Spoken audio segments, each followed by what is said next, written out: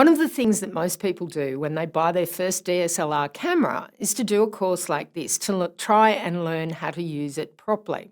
For the most part, people who are just starting to take photographs are more interested in how to take a photograph than what the content of that photograph actually is. I think it is equally important to understand how camera works as to what you want to say when you point a camera in a certain direction. Learning camera technique is a matter of practice. Creating a personal vision for your photography is a far more interesting concept. Developing your own unique voice and creating a strong authorship in your images means more than just understanding how the camera works and taking clear, sharp photographs. It means developing a strong interest in whatever subject you are drawn to and creating images that best represent the way you want to express yourself.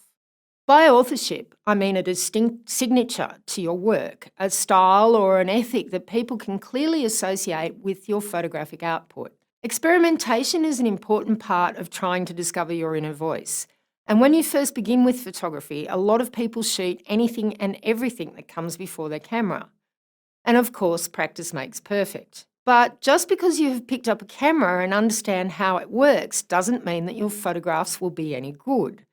For that, there are a few pictorial rules that are handy to keep in mind when you are actually framing an image. I studied as a painter at art school, and this has been very helpful in my career as a photographer. As a result, I have a great appreciation of compositional theory. These are the backbone of any artistic pursuit, and a basic understanding of these areas are fundamental to improving your photography. Composition is the way in which a whole mixture of different visual elements come together. In photography, it is essential that your composition is strong and visually inviting and enticing. There are so many photographs in the world that are shot on the same camera that no one really wants to look twice at a badly put together image. There are a couple of rules to composition to observe within the unique frame of a DSLR. Firstly, one of the basic composures in photography is to hold your camera in the right orientation for the image you are going to create. This means that if we would like to shoot a landscape shot, then we would hold the camera so the viewfinder is in a horizontal position. This is called a landscape format. If we would like to shoot a portrait of a person, then we would hold in a vertical position. And of course, this is called a portrait format. The second, and probably the most famous rule, is known as the rule of golden thirds. As you can see, I'm part of the perfect composition. This is when the frame is divided into 3 parts vertically and horizontally, and each node contains an important part of the composition. Some cameras even describe the framing in the preview panel of your camera. Say, for instance, we are shooting a landscape. The tendency most people have is to compose the image with the horizon line in the middle. This is a very typical way of looking at landscape, but visually it is not very exciting at all.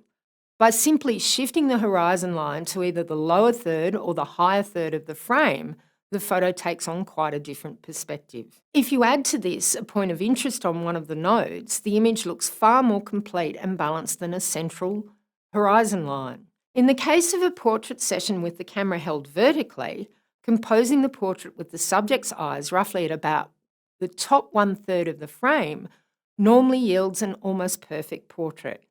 But for something quirkier, you can always shoot the person's entire head under the bottom third of the frame, so the eyes are just at the bottom. Framing family groups within a triangular structure is another strong compositional pattern and was a regular device used by painters from the Byzantine era through to the Dutch masters.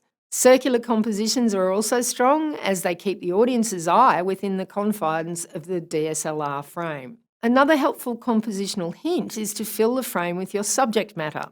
Too often people stand too far away from their subject or object and allow the background to confuse and overwhelm the subject.